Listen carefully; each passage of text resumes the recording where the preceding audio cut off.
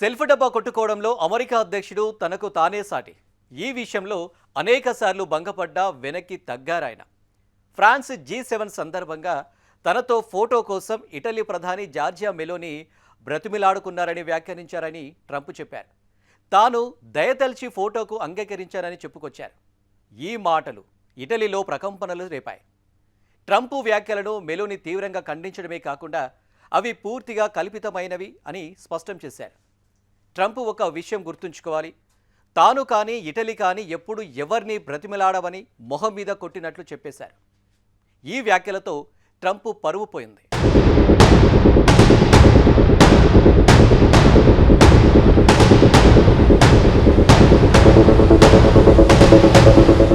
నోరు మంచిదైతే ఊరు మంచిదవుతుందని సామెత.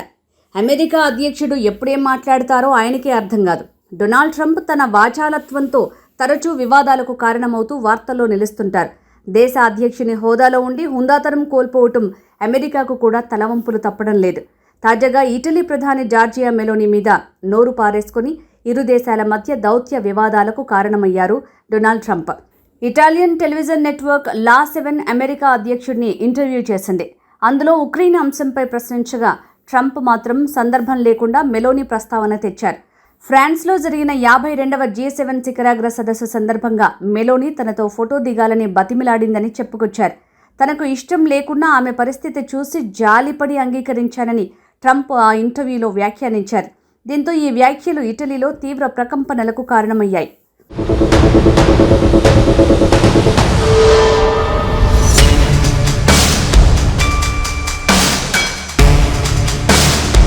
వాస్తవానికి G7 శిఖరాగ్ర సమావేశంలో డొనాల్డ్ ట్రంప్, జార్జియా మెలోని పలు సందర్భాల్లో పక్కపక్కనే కూర్చున్నారు, మాట్లాడుకున్నారు. ఫోటో కోసం ఆమె ప్రాధేయపడినట్టుగా ఎక్కడా కనిపించలేదు. ట్రంప్ చేసిన ఈ వ్యాఖ్యలపై మెలోని సోషల్ మీడియా వేదిక ద్వారా ఖండించారు. డొనాల్డ్ ట్రంప్ చేసిన వ్యాఖ్యలు పూర్తిగా కల్పితం. ఆయన మాటలు విని ఆశ్చర్యపోయాను. అమెరికా అధ్యక్షుడు తన మిత్రదేశాల నాయకులతో ఎందుకు ఇలా ప్రవర్తిస్తున్నారో అర్థం కావటం లేదు. అయితే ఇది మొదటిసారి కాదు అని మెలోని వ్యాఖ్యానించారు.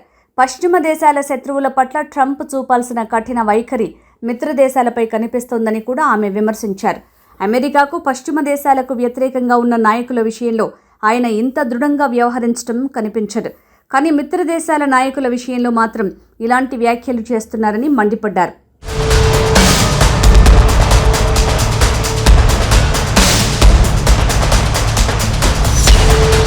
ట్రంప్ ఒక విషయం గుర్తుంచుకోవాలి అంటూ వార్నింగ్ ఇచ్చారు మెలానియా. తాను గాని ఇటలీ దేశం గాని ఎప్పుడు ఎవరిని బతిమిలాడో అంటూ గట్టిగా సమాధానమిచ్చారు. మెలోని స్పందన ఇటలీ రాజకీయ వర్గాల్లో విస్తృత మద్దతు పొందింది. ఈ వివాదం ఇరు దేశాల దౌత్య సంబంధాలపై కూడా ప్రభావం చూపింది. ఇటలీ ఉప ప్రధానమంత్రి, విదేశాంగ మంత్రి యాంటోనియో తజానీ ట్రంప్ వ్యాఖ్యలను తీవ్రంగా తప్పుబట్టారు. అవి కేవలం మెలోనీనే కాకుండా మొత్తం ఇటలీ దేశాన్నే అవమానించేలా ఉన్నాయని అన్నారు. ఈ నేపథ్యంలో జూన్ 21, 22 తేదీల్లో అమెరికాలో జరగాల్సిన తన అధికారిక పర్యటనను తజానీ రద్దు చేసుకున్నారు. ఎక్స్లో చేసిన పోస్ట్లో అధ్యక్షుడు ట్రంప్ చేసిన తీవ్రమైన అవమానకరమైన వ్యాఖ్యలు ఇటలీ ప్రజలందరినీ బాధించాయి. అందుకే అమెరికా పర్యటనను రద్దు చేసుకోవాలని నిర్ణయించుకున్నానని వెల్లడించారు.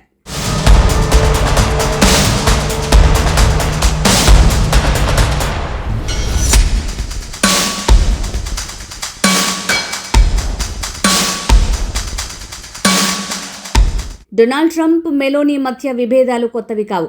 గతంలో పోప్ చేసిన కొన్ని వ్యాఖ్యల విషయంలో కూడా ఇద్దరి మధ్య అభిప్రాయ భేదాలు తలెత్తాయి. ఇరాన్ యుద్ధంపై పోప్ లియో శాంతి సందేశం ఇవ్వటం కూడా ఇద్దరి మధ్య దూరాన్ని మరింత పెంచింది. యుద్ధం విస్తరించకుండా చర్చల ద్వారానే పరిష్కారం వెతకాలని పోప్ పిలుపునిచ్చారు. అయితే ట్రంప్ ఆయన వ్యాఖ్యలను తీవ్రంగా తప్పుబట్టారు. పోప్ వామపక్ష భావజాలానికి అనుకూలంగా వ్యవహరిస్తున్నారని ఆరోపించారు. అంతర్జాతీయ భద్రతా అంశాలపై పోప్ మాట్లాడటం తగదని చెప్పారు. అయితే ట్రంప్ వ్యాఖ్యలను మెలోని తప్పుబట్టారు. ట్రంప్ వ్యాఖ్యలు అంగీకార యోగ్యం కావని, పోప్ అభిప్రాయాలను గౌరవించాల్సిందేనని స్పష్టం చేశారు. అయితే మెలోని తన విధానాలను విమర్శించడంపై ట్రంప్ అసంతృప్తి వ్యక్తం చేశారు. అప్పటి వరకు మిత్రురాలిగా భావించిన మెలోని తనకు వ్యతిరేకంగా బహిరంగంగా మాట్లాడుతున్నారనే భావన ఆయనలో ఏర్పడింది. వాస్తవానికి మొదట్లో ట్రంప్, మెలోని మధ్య సంబంధాలు బాగానే ఉండేది. వీరిద్దరిది కూడా రైట్ వింగ్ భావజాలం, వలసల నియంత్రణ, జాతీయవాద విధానాలు వంటి అనేక అంశాల్లో ఇద్దరి ఆలోచనలు ఒకేలా ఉండేవి. 2025లో ట్రంప్ రెండోసారి అమెరికా అధ్యక్షుడిగా ప్రమాణ స్వీకారం చేసిన వేడుకకు యూరోపియన్ నుంచి హాజరైన ఏకైక నాయకురాలు కూడా ఆమెనే. మెలోనీ అందం, తెలివితేటలు రెండూ ఉన్న నాయకురాలు అంటూ ట్రంప్ కొనియాడారు. కానీ ఇరాన్ యుద్ధం తర్వాత పరిస్థితి మారటం మొదలైంది. హర్మూజ్ జలసంధి భద్రత, ఇరాన్పై ఒత్తిడి వంటి అంశాల్లో అమెరికా వైఖరికి ఇటలీ పూర్తి మద్దతు ఇవ్వలేదు. యుద్ధంలో పాల్గొనేందుకు మెలోనీ నిరాకరించడంతో ట్రంప్లో అసంతృప్తి పెరిగింది. మెలోనీకి ధైర్యం లేదని, అంతర్జాతీయ సంక్షోభాల విషయంలో ఆమె సరైన నాయకత్వం చూపటం లేదంటూ ట్రంప్ వ్యాఖ్యానించడంతో ఇద్దరి మధ్య విభేదాలు క్రమంగా పెరుగుతూ వచ్చాయి.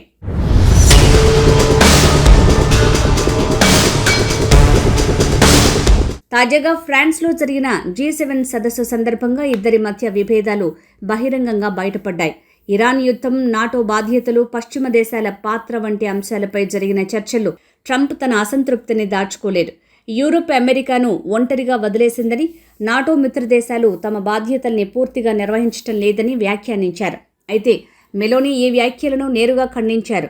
అమెరికా, యూరోప్ భాగస్వామ్యం ఇప్పటికీ బలంగానే ఉందని, పశ్చిమ దేశాల మద్దతును తక్కువ చేసి చూపడం సరైంది కాదని ఆమె స్పష్టం చేశారు.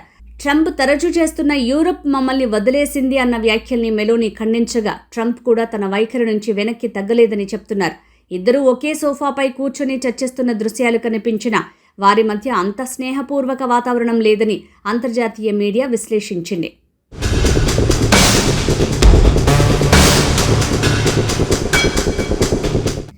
మరోవైపు ఇటలీ ప్రధాని జార్జియా మెలోనీ అంతర్జాతీయ నాయకులతో స్నేహపూర్వక, దౌత్యపరమైన సంబంధాలు కొనసాగించడానికి ప్రాధాన్యత ఇస్తారు. యూరోపియన్ యూనియన్లో తనదైన నాయకత్వంతో గుర్తింపు తెచ్చుకున్నారు. ముఖ్యంగా ఇతర పశ్చిమ దేశాల నాయకులతో కలిసి G7 సదస్సుల్లో ఇటలీకి ప్రాధాన్యతనిస్తూ గ్లోబల్ డిప్లొమసీని కొనసాగిస్తున్నారు. మరోవైపు అంతర్జాతీయ వేదికలపై మెలోనీ తరచూ భారత ప్రధాని మోడీతో కలిసి కనిపిస్తూ ప్రత్యేక గుర్తింపు పొందుతున్నారు. ఇద్దరి మధ్య ఉన్న స్నేహపూర్వక సంబంధాలు మెలోడీగా సోషల్ మీడియాలో విస్తృత ప్రచారం పొందాయి. ఇటీవలే రోమ్ పర్యటనలో మోడీ మెలోనీకి భారతీయులందరికీ పరిచయమైన మెలోడీ టాఫీలను బహుమతిగా అందించడం కూడా పెద్ద ఎత్తున చర్చనీయాంశమైంది. తాజాగా G7 సదస్సులో కూడా మెలోనీ, మోడీ మధ్య సరదా సంభాషణలు ఆకట్టుకున్నాయి. మనం సోషల్ మీడియాలో ఫేమస్ అని వ్యాఖ్యానించారు మెలోనీ.